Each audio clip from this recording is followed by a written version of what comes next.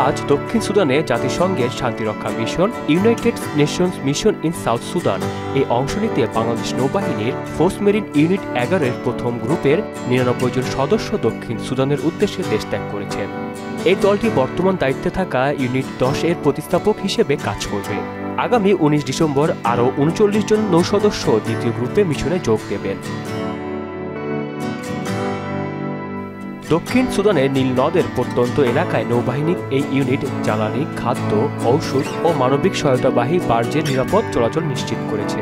সাথে জলদস্যুতা পর্যবেক্ষণ, অগ্নি নির্বাপনের সহায়তা, দুর্ঘটনার উদ্ধার অভিযান এবং বেসামরিক নাগরিকদের নিরাপত্তা প্রদান করছে। গত 3 দশকেরও বেশি সময় ধরে শান্তি রক্ষায় বাংলাদেশ নৌবাহিনীর নিবেদিত ভূমিকা আন্তর্জাতিক অঙ্গনে দেশের ভাবমূর্তি আরও উজ্জ্বল করেছে। দক্ষিণ সুদান থেকে লেবানন পর্যন্ত বাংলাদেশ নৌবাহিনী বিশ্ব শান্তির এক নির্ভরযোগ্য নাম।